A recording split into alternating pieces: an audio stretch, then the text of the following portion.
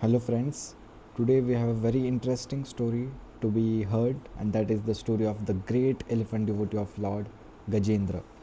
This is the book that we have got from ISKCON Bangalore when we went for the educational trip. So, let us start with this beautiful story, right? In a land far, far away from us, under the foothills of Trikuta, there was a beautiful garden, Ritumat, surrounded by a beautiful lake, right? So on this foothills of Trikut Parvat, there was a beautiful garden called Ritumat, surrounded by flowers, lotuses, beautiful swans, lakes, just divine place. The water in the lake was very sweet and filled with golden lotus and lilies of various kind. Here in the forest of Trikuta, there lived Gajendra, the king of elephants. So in the same forest, there lived Gajendra. Gajendra was the king of elephants. So what has an elephant to do with worshipping the Lord? Let us move ahead, and it's a very fascinating and beautiful story. Gajendra was so powerful that all the animals will tremble out of fear. Okay. One day, while Gajendra was roaming along with his herd of elephants, he could sense a sweet smell in the air around him. It was coming from the flowers in the lake. Okay. So while they were on their way of playing sports or some journey with their herd of elephants, they smelled a very sweet scent which was coming from the flowers from the nearby lake. So Gajendra, along with his herd, followed the scent and was astonished to find the most beautiful lake. The elephants, with their trunks, drank the clear water and began to play in the lake with joy. As you can see in this picture, elephants, Gajendra with his herd, group of friends, is playing and enjoying the waters. Okay. Now, what happens is this disturbed a huge crocodile who was living in the lake. As you can see, this is the huge crocodile, and all the sports that Gajendra was playing along with his friends disturbed this crocodile. Irritated by the elephant's activities, the crocodile at once seized Gajendra's foot and dragged him down. Okay, while they were busy, the crocodile just grabbed the foot of Gajendra and tried to drag him down. You can see the blood from the foot of Gajendra, and these are two back foot. While the crocodile is grasping the foot of Gajendra and dragging him into the water. Even though Gajendra was very strong, in the water it was very difficult for him to defeat the crocodile. All the other elephants tried very hard to pull Gajendra out of the water, but they all failed. So they all gave up and left Gajendra alone to fight the crocodile. Actually, the analogy of Gajendra is not just about any random fable or fairy tale story. Instead, it correlates with human behavior and human life also. Like here, they say that they all gave up and left Gajendra alone to fight the crocodile. So here, as per the text, the whatever the incident that is happened with the Gajendra, similar incidences, similar circumstances, humans we all face, where we are all left alone to fight our own problems, and there is nobody around us to help us.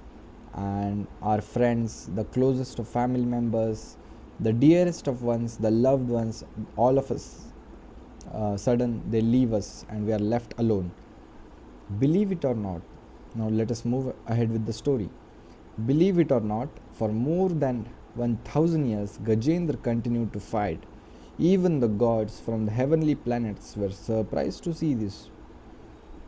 Okay, so as Gajendra was not an ordinary elephant, nor the crocodile was an ordinary crocodile, so their war continued for over 1000 years. But as the time passed by, Gajendra began to lose all his strength and the crocodile began to gain more power.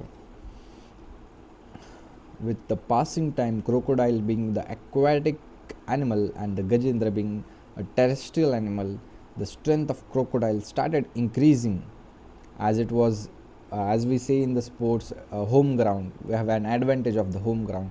Similarly, the crocodile had an advantage of water, right? So, who was Gajendra? Who was this Gajendra and who was this crocodile? So, all the stories revolve around teaching something to us. So, not necessarily we have to find logic in these stories. Instead, we have to find value and morals and wisdom in these stories. So, there's a backstory of who Gajendra was in the previous life as well as who this crocodile was. In the previous life, right, now we are going to see this previous life of Gajendra and the crocodile also. Meanwhile, the previous pictures was about the Gajendra, right? So all this herd left Gajendra alone while he was just going to sink and drown in the water. Okay, in the previous life, Gajendra was King Indradyumna of the Pandya dynasty and was a great devotee of Lord Narayana. One day, while he was meditating at Kulachala, his guru Agastya visited him. Okay, Kulachala is some place or maybe some parvat or some holy sacred region. So, Gajendra was King Indradyumna in his previous life and he was a great devotee of Lord Narayana. So, what he was doing is one day he was having a fast kind of thing where he won't speak or utter any word out of his mouth, and he was constantly meditating upon Lord Narayana. And that's when his guru Agastya visited him. Agastya is so powerfully revered in the text that it is said that when it was time for the sacred divine marriage, divine union of Shiva and Parvati, all the gods, all the asuras, the suras, asuras, all those people who could go, they all went and attended the marriage in the Himalayan regions in the north. So this created an imbalance in the north and southern poles of the earth, and for that thing, all the gods, Lord Narayana himself asked Agastya to go and move towards the south, and he alone was able to balance all the weight of the north hemisphere versus south hemisphere. He alone, who was available, who went to the southern hemisphere, was able to bear the weight and balance the both the sides of the earth. So that was the power of Agastya Muni. So he was the guru of King Indradyumna. So naturally, when a guru visits, you have to greet. But here was a twist. King Indradyumna has taken the vow not to speak anything, to observe complete fast and constantly meditate upon Lord Narayana. But it was a serious offense that the Guru was disrespected as the Guru thought it.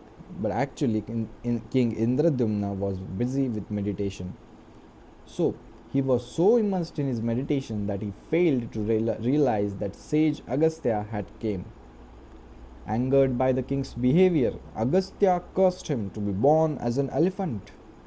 When the king realized his mistake, okay, while the king Indradyumna was busy meditating, Agastya Muni said, he gazed upon that meditating king and said that even when I came to meet you like a egoistic elephant, you haven't responded. So I curse you. In a very angry tone, Agastya curses in King Indradyumna. So I curse you to be born as such an elephant. And then, after that, King Indradyumna realizes what offense has happened. And then, after that, King Indradyumna pleases ask sorry to sage Agastya.